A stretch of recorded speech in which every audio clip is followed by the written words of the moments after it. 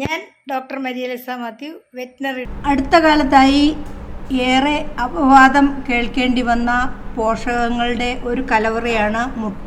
മുട്ടയുടെ ഉണ്ണി എറിഞ്ഞു കളയുന്നവരുണ്ട്, കൊളസ്ട്രോൾ കൂടുമത്രേ. എന്നാൽ സത്യം അതല്ല. കൊളസ്ട്രോൾ അപകടകരമായി കൂടുന്നില്ല, ശരീരം തന്നെ കൊളസ്ട്രോൾ നിർമ്മാണം നിയന്ത്രിക്കുന്നു.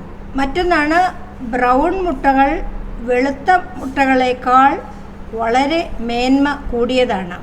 അല്ല, ബ്രൗൺ മുട്ടയും വെള്ള മുട്ടയും പോഷകമൂല്യത്തിൽ ഒരുപോലെ തന്നെയാണ്. മറ്റൊന്നാണ്, പച്ചമുട്ട പോഷക സമൃദ്ധമാണ്, വേവിച്ച മുട്ടയിൽ പോഷകങ്ങൾ കുറയും. പച്ചമുട്ടയിൽ രോഗാണുക്കൾ ഉണ്ടാവാം. ബയോട്ടിൻ എന്ന ബി കോംപ്ലക്സ് വിറ്റമിനെ നിർവീര്യമാക്കുന്ന അവിഡിനുണ്ട്. ദഹന പ്രശ്നങ്ങളും ഉണ്ടാകാം. നാടൻ മുട്ട വിദേശ ഇനം അല്ലെങ്കിൽ സങ്കര ഇനം കോഴികളുടെ മുട്ടയേക്കാൾ വലിയ മേന്മ കൂടുതലുണ്ട് എന്നുള്ളതാണ് മറ്റൊരു പ്രചരണം.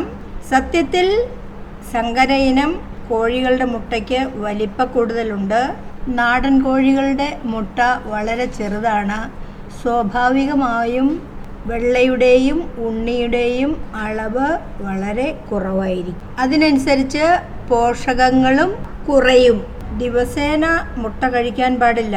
ദിവസേന മുട്ട കഴിക്കാം, പ്രത്യേകിച്ച് ആരോഗ്യ പ്രശ്നങ്ങളൊന്നുമില്ലാത്ത ആർക്കും. മുട്ടയുടെ ഗുണം മുഴുവൻ വെള്ളയിലാണ്.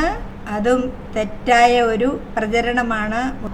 മുട്ടയുടെ വെള്ളയിൽ നിന്ന് പ്രോട്ടീൻ മാത്രമേ ലഭിക്കൂ.